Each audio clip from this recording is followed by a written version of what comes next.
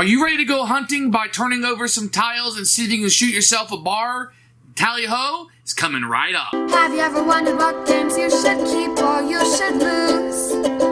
Find out here at Purge Reviews. Tally-ho is a very light game. This is part of the two-player Kosmos line, where they bring out two-player exclusive games. They'd all be in the same size box, and some of them were really, really, really good, and a few of them were duds. Tally-ho I'd probably put in the category of duds. It's just okay. It's not terrible, it's not horrible, it's not broken, it's just okay. And the decisions are rather straightforward. For the most part, you're going to be flipping over tiles. The orientation will matter, and you try to line things up to score points based on which side you're playing, the hunters or the animals. I found, somebody might disagree with me, but it's probably get the points now, because the tile you're looking for you may or may not get later. It's one of those. So you can wait for the big points, or you can just grab some points now, and I found it's usually best to grab the points now because the other player will do it. And the game, I feel like it works okay. I mean, the rules do indicate that it's probably best to play once and then flip and play the other side and then tally up the score. I feel like that's probably because one side is a little stronger than the other, or you're not getting the full game experience unless you play both sides. So there's a little bit of that, but it plays pretty quickly. Rules are very simple to digest. It's okay. Do you need to track this down? Probably not. If you're a hunting enthusiast and you want a hunting game and you want to play two players, not a bad one for you to get. But overall, nothing new, nothing unique, nothing that jumps out, and a very forgettable experience overall. This is what I'm going to go ahead and purge, even though at one point I was collecting all the Kosmos two-player games. I'm going to let that go, and this will be one of the first. Here are the components for Tally-ho. This is one of those Kosmos two-player boxes. It was brought over to America from Rio Grande Games. When you open it up, you're going to get a board that will have some background on it, but it's going to be a lot of squares, if you can see. Other side is just green, but you're going to have little places on here to be able to play on. You're going to get a rule book, which we'll take a look at in a minute, and you're going to have a bunch of tiles. Now, these tiles are really nice, very thick, very nice, as most Rio Grande games do. Has some artwork on it that's a little bit cartoony, if you will. You can see the duck on this one. Very nicely done.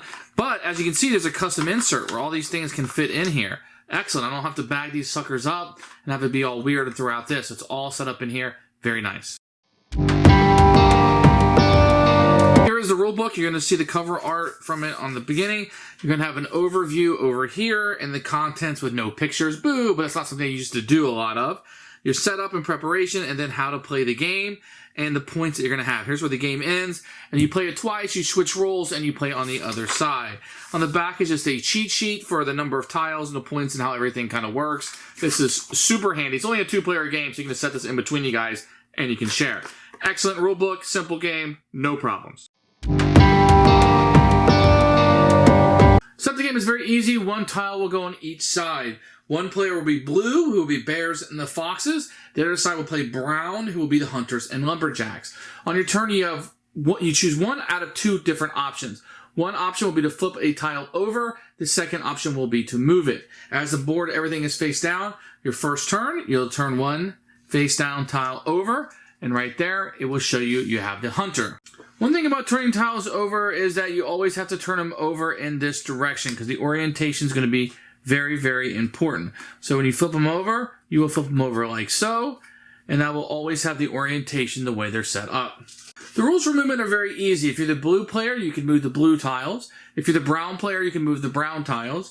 And anybody can move the green tiles for the pheasant and the duck. So these are for anybody.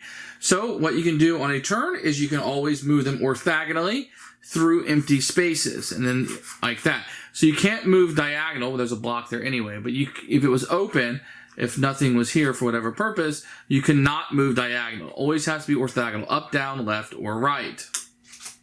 So the lumberjack, this tile right here with the lumberjack on it, can knock down trees. So he could do like this, scoring this point for the lumberjack. Now the rifle guy, the hunter, he can only shoot in the direction that he's shooting. So both these guys are shooting this way. They can't shoot down towards the bear here. He can only shoot that way. So if you had an animal that was here, he could shoot this animal if he so chose. But in this example, that animal is not there. A bear can move up and remove a hunter, so he could remove this guy right here, and the bear could move orthogonally. Now, he could also have taken out the lumberjack if he had chosen to. A fox is allowed to move up, and they can get rid of a peasant or a duck if it was orthogonal, and then he would take that to his side. If you have a scoring way, you can take something off the board, you are not required to take it. And when the last tile is turned over, you have 5 more turns, and then the game ends. So the trigger to end the game is everything would be flipped over, 5 more turns, and you're done.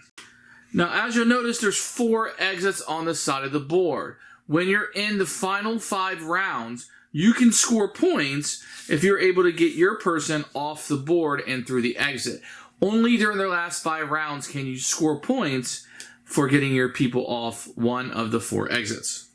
If at any point all the tiles are face up and one player has no more tiles on the board because they left all the exit, then the game would end immediately before the final 5 rounds are up. At the end of the game, you're going to score points. So bears are worth 10 points, foxes are worth 5, lumberjacks are worth 5, the hunters are worth 5, and then the pheasant is worth 3, and the duck and trees, any trees on the board, are worth 2 each. Whoever has the most points wins. But what you're going to do is, if you play the animals, the blue, then you'll play 2 rounds of the game, and the next time you'll be the brown. So everybody gets to play each side 1 time. You add up the points. Whoever has the most points is your winner. Who should buy this game? So, hunting enthusiasts. If you got a hunting enthusiast in your family and they want a light game to play, this will be it. 2 players only here, so if you don't have a 2-player, that wouldn't be for you, but if you do, this might be it. Looking for a little light tiling game, not a whole lot of thought will go into it. Decisions are sort of straightforward, but there's a little bit of decision-making going in it. This will work for you. Otherwise, I think everybody else will purge this one and just wait this one out. Tally-ho is not going to make the cut for us.